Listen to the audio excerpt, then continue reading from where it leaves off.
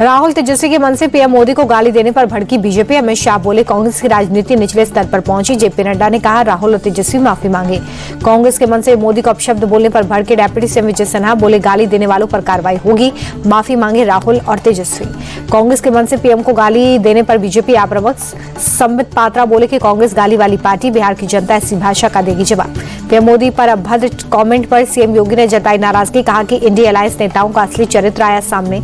ये 140 करोड़ देशवासियों की भावना का अपमान। सीएम देवेंद्र फडणवीस का राहुल गांधी पर अटैक, राहुल गांधी का दिमाग चोरी हो गया है, उन्हें राष्ट्रीय नेता कहलाने का कोई हक नहीं।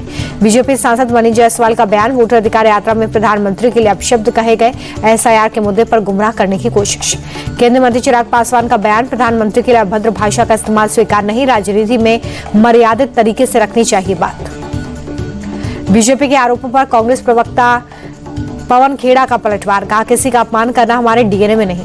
एमपी के मंत्री विश्वास सारंग का कांग्रेस पर पलटवार, बोले पीएम मोदी को गाली देना अपमानजनक, मोदी जी किसी के रहम से प्रधानमंत्री नहीं बने। प्रधानमंत्री को अपशब्द कहने पर पटना के गांधी मैदान थाने में शिकायत दर्ज, बीजेपी कार्यकर्ता ने राहुल गांधी पर कार्रवाई की मांग की।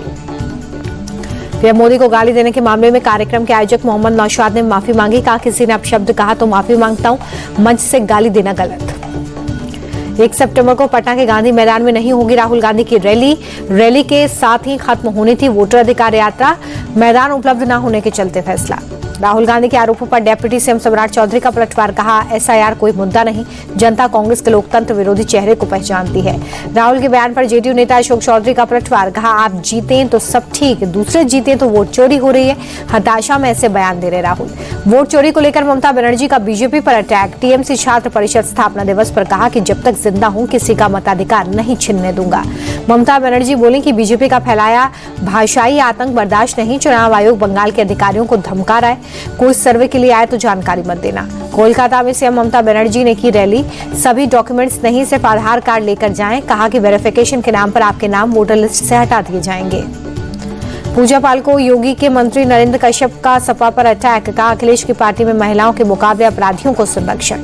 विधायक पूजा पाल को लेकर संजय निषाद भी सपा पर हमलावर, कहा कि वो दर्द से मारी हुई महिला, सपा को इस हरकत का खामियाजा भुगतना होगा।